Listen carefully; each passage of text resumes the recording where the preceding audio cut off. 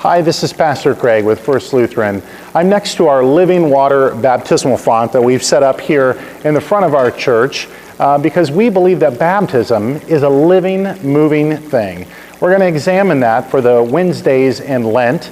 You know, when Pastor Steve and I baptize, usually a baby will turn to the parents, and sometimes it's an adult and we'll turn to them directly, and we'll say, do you promise to bring your child to live among God's faithful people, to go out and serve others, etc., etc.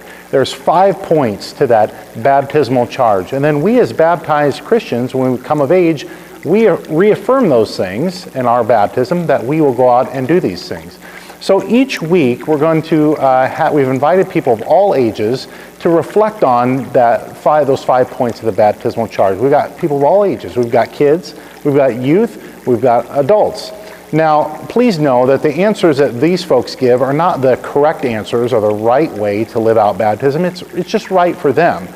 And we've asked these people to talk to you all for the sole purpose of you thinking about how you might answer this and live out this baptismal call. So this week we start with the first part of that charge, what it means to live among God's faithful people. Here's what you had to say. So what does it mean to you to live among God's faithful people? Just be around people that you know are good people and you have the same views as them, and you know that just surrounding yourself with other people that have the same views like makes you a better person and makes them a better person and makes the world a better place. Kind of that mentality that you can't make the world a better place like by yourself, but you can make your corner of the world a better place. I think it means to live like in a way that you're surrounded by people that support you in your faith and challenge you and help you grow in your faith. Okay, Connect 45, who is your family of faith? Our church family. Who is your family of faith? The church.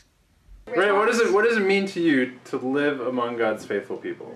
To be with friends. No, like faith. Because like faith and friends, like the connection's all you need. It means to me to be like around people I know, people I love and who love me back, and yeah, that's about it. What I was thinking was like you're never alone, because especially coming to Sunday nights, you like realize that doubts about your faith, they're okay, and like it actually like strengthens your faith when you talk about your doubts, because you realize other people have the same doubts. Because we all have our friends like outside of church that believe whatever they believe, and maybe they don't believe in anything, but to be able to come and hang out with your friends who agree with you and who share the same views as you, it makes it easier to get along with them, and it gives you like a support system for whatever you may be going through in your own life. I think it has definitely encouraged me to think about the problems I'm going with in a different way, or especially like forgiving people and thinking about it from their perspective instead of mine when we certain lessons like relate to my life. Okay guys, who is our family of faith? God, Jesus, and the people at church. My name is Andy Jacobson. I'm a school counselor at Kennedy High School.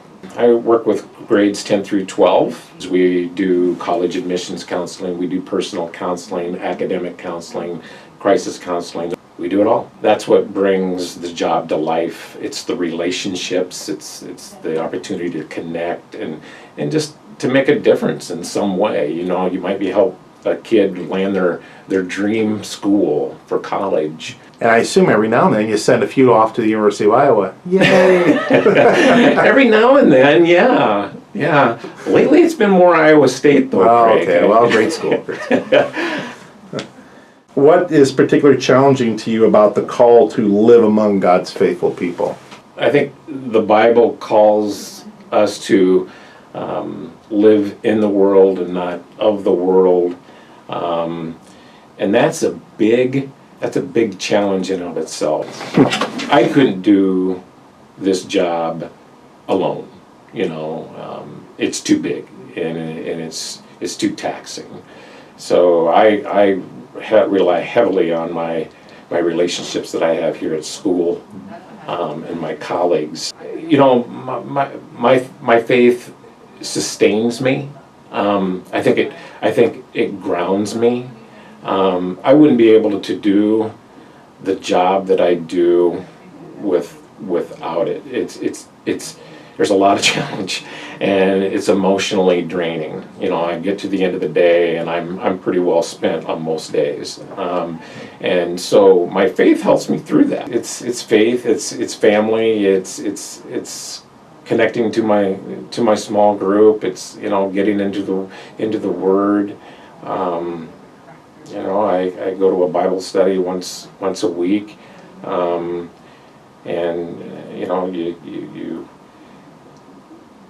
try to be authentic about it, and do it the best that you can, and try to live life the way Jesus teaches us to live it. And it's not easy. It's a challenge, and you know, I'm a sinner like anybody else, and I fall down and I make mistakes, and but I try to bounce back and stay positive and do the best I can and try to treat people the right way. I think God might have been onto something when he kind of commands us to love Him, love thy God, and love thy neighbor, and you know, that's what I try to do. You just try to love people. You try to encourage them. You try to listen and to be there for them. To be genuine and authentic, and not to judge. You know, that's, you know, where I think, you know, to be Christ-like in that sense is what I can do. I mean, you're right. I can't, you know, preach from the pulpit or anything like that, or, you know, get too into people's you know, religious background or church identity or anything like that. But, you know, I just try to be me.